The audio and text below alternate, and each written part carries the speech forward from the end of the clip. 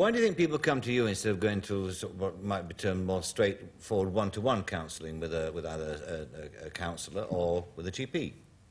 Well, I think it's the anonymity of radio that's wonderful, that they can ring up. And it's often, I think, a first step where they've just really plucked up the courage to actually discuss something that's so embarrassing. And the peculiar thing is the fact that they sort of con themselves into thinking they're only talking to me, and we have this one-to-one relationship where, of course, the rest of the world is listening. What do you learn about or what have you learnt about the people who phone in? I mean, what's the ratio of men to women? Who seem to have the most acute problems?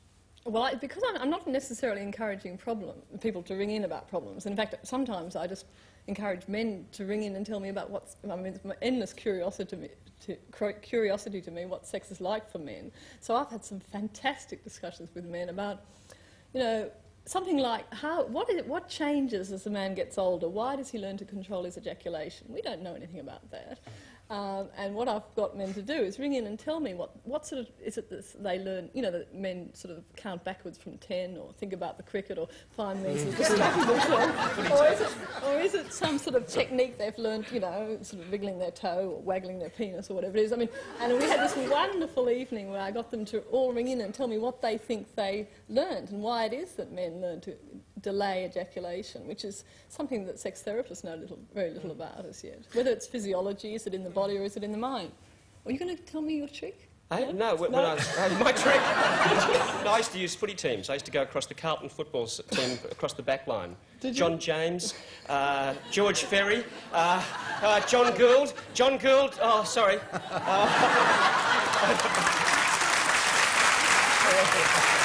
I never once got past the centre. You had the best answer of all for a man to stave off 2 pairs of your dad's socks. I mean, that'll put him off forever. But what about, I mean, did you get many genuine calls from younger people? Yes, well, I'm not particularly trying to encourage calls from younger people. No. Yes, I do. I mean, in fact, I get calls from everybody from 18 to 80. The older ones are the really fascinating people. Really? Well, the very old ones? We've had some very funny discussion where we've had a whole string of sort of 70 and 80-year-olds describing in great detail what a wonderful time they're having. And that's really led to some sort of very funny reactions from younger people. There was one sort of 40-year-old man who rang in after listening to some 80-year-olds talk about what a wonderful, you know, and a 73-year-old woman who rang in and said, I've just had my first orgasm, you know, it's like all my Christmases come at once. That's a terrible way of putting it. And she was saying how, you know, she was really trying to make up for lost time and so on. And this sort of 40-year-old who'd been listening rang in and he said, look, I've been having problems with erections. And I thought, oh, well, I'm just, you know, over the hill and this is the sort of thing that happens to men.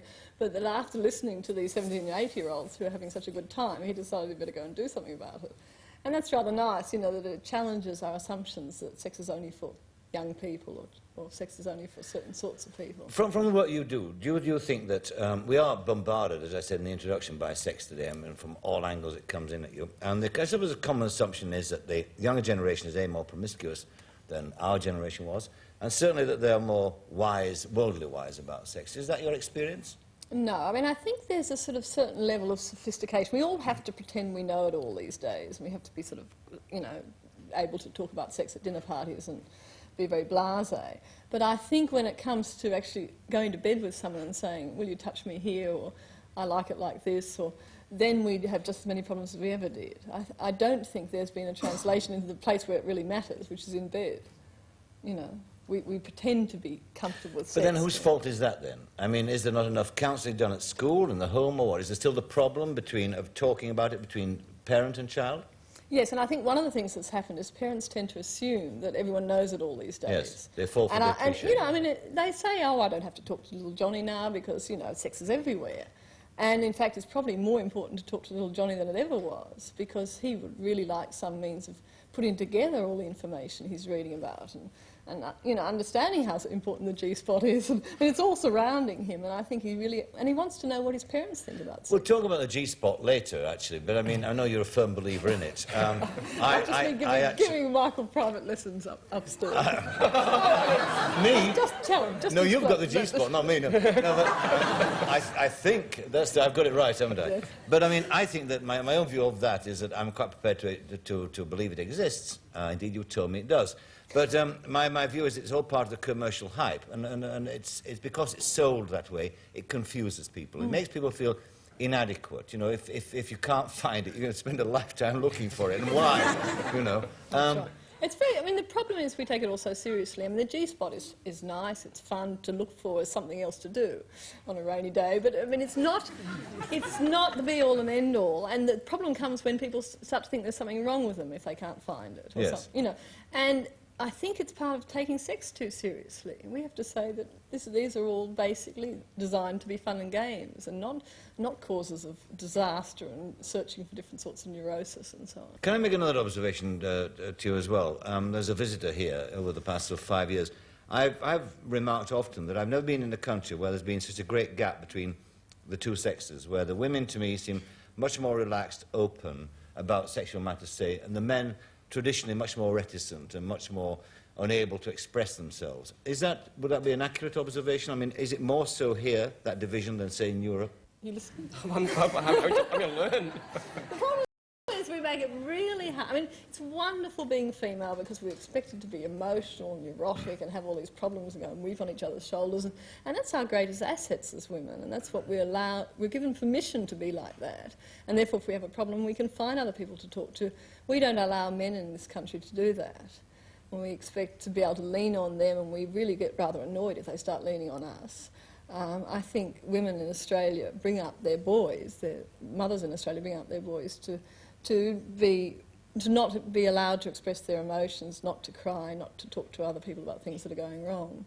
And they stop cuddling them, and that's one of the really interesting things. You can cuddle your little son until he's 10, and then all of a sudden, hands off.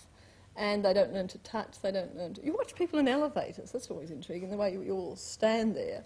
Or you watch men in Australian airports the father saying goodbye to his son at the airport. You know, maybe a shake of the hand, an awkward pat on the shoulder. Whereas it's certainly true in Europe that there is more of the sort of hugging, more of the touching. And how that actually affects the relationships between the sexes, I don't really know because I haven't lived there. Graham, would you agree with that, finally? Yeah, I'd be a bit worried about touching someone in a lift, though. They'd probably get you for sexual harassment. Oh, hello, how are you? Get into terrible strife. All right, well,